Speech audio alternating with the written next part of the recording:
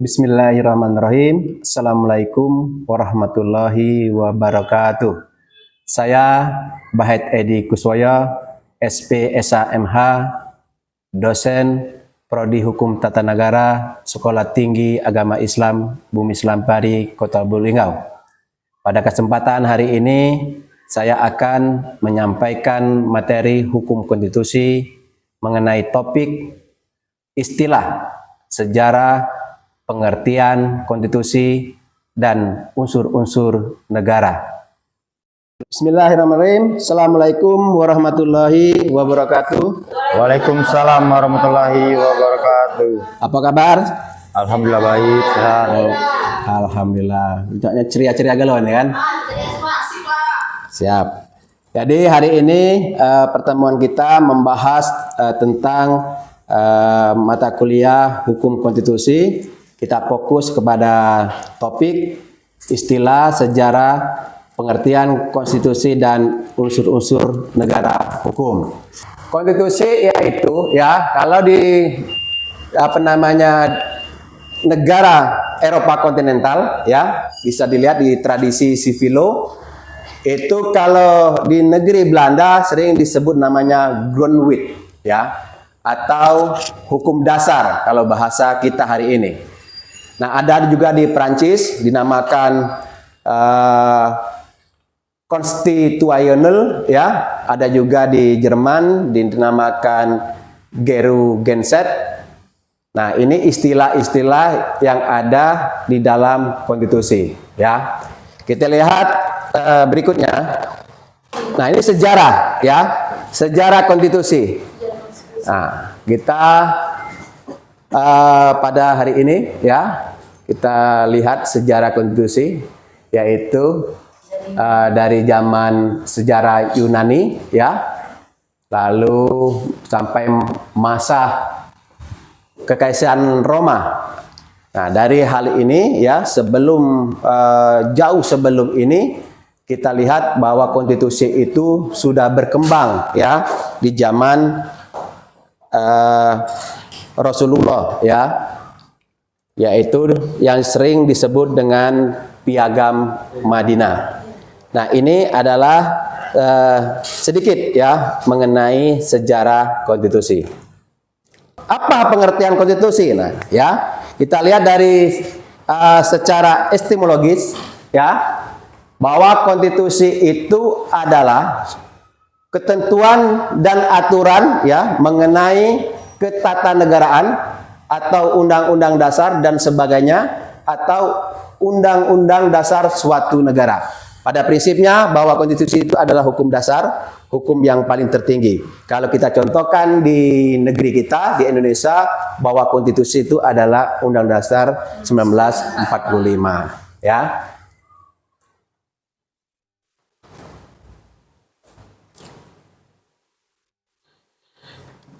Ada juga yang menyatakan bahwa konstitusi itu dibagi dua arti. Yang pertama arti sempit, yaitu mengandung norma-norma hukum yang membatasi kekuasaan yang ada dalam negara. Ada juga yang memaknai konstitusi dalam arti luas, yaitu keseluruhan dari ketentuan-ketentuan dasar atau hukum dasar, baik tertulis maupun tidak tertulis, maupun campuran keduanya. Tidak hanya sebagai aspek hukum, melainkan juga non-hukum. Nah, ini arti secara luas, Kita lihat contoh hukum-hukum yang tertulis. Nah, di Indonesia itu juga sebagai hukum yang tertulis, yaitu Undang-Undang Dasar 1945. Itu adalah dalam tradisi civil law, hukum yang tertulis.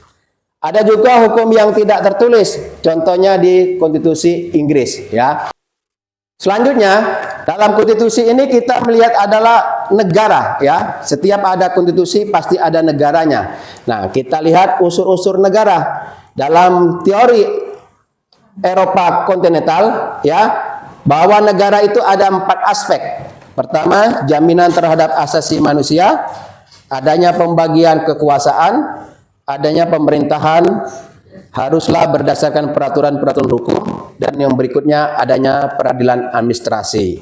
Nah, ini dalam teori Eropa kontinental. Ya, ada juga tradisi dalam hukum common law, ya, yang tidak tertulis tadi. Nah, ini dilihat dari aspek pertama supremasi aturan-aturan hukum atau supremacy of law. Yang kedua, kedudukan hukum yang sama di hadapan hukum atau equality before the law. Yang ketiga, terjaminannya hak-hak manusia oleh undang-undang serta keputusan-keputusan. Dan berikutnya, peradilan yang bebas dan tidak memihak. Nah, ini adalah unsur-unsur suatu negara. Lalu ada para ahli menyatakan HWRWD mengidentifikasi unsur-unsur negara itu menjadi 5 bagian. Pertama, semua tindakan pemerintah harus menurut hukum.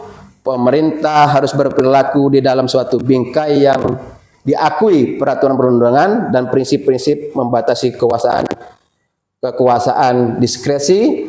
Yang ketiga, sengketa mengenai keabsahan, legality. Tindakan pemerintah akan diputusnya oleh pengadilan yang murni, independen dari eksekutif. Berikutnya, harus seimbang antara pemerintah dan warga negara dan tidak seorang pun dapat dihukum kecuali atas kejahatan yang ditegaskan menurut undang-undang. Ini adalah menurut HWRWD. Kalau ada seluruh mahasiswa yang ingin bertanya, silakan tentang istilah ini, ya. Silakan. Irlan ini ya. Ya Pak. Ya. Izin bertanya. Jadi Bapak menjelaskan tentang konstitusi.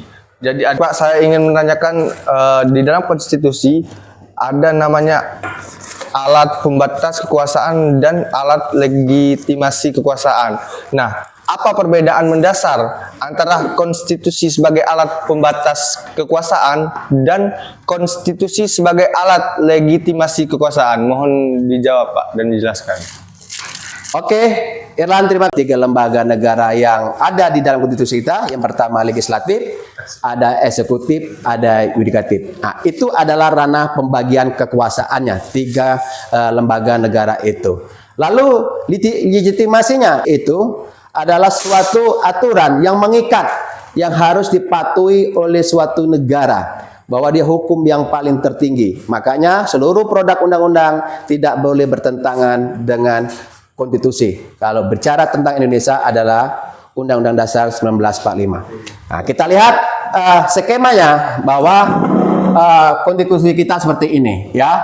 Nah, kita lihat nanti di paling atas adalah Undang-Undang Dasar 1945, ya. Ini yang paling tinggi. Lalu nanti di bawahnya dibagi 3 lembaga kekuasaan, ya. Ada eksekutif, ada legislatif, ada yudikatif.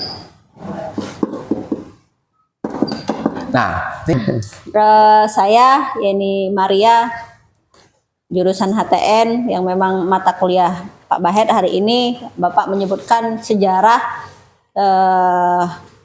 satu negara.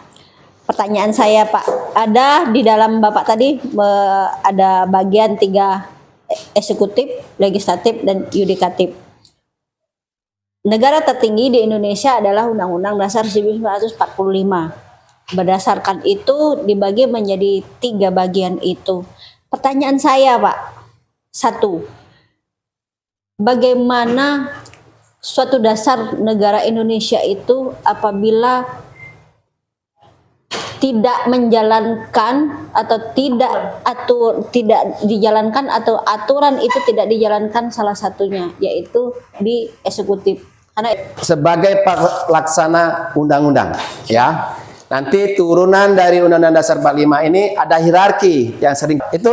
Satu lagi yang Tanya Pak, tadi kan bahas sejarah, bukan bahas tentang konstitusi. ya, oke. Nah, yang saya tanyakan, apa itu konstitusi dalam arti sempit? Mengandung suatu hanya norma-norma hukum yang membatasi kekuasaan yang ada di dalam suatu negara. Jadi hanya dia membatasi, ya, suatu norma aja. Dari sempitnya tuh. Kasih atas perhatiannya, ya, mudah-mudahan dapat dipahami dalam pembelajaran hari ini. Oke Pak. Masih sehat kan? Ya, Pak. Masih sehat, masih segar-segar.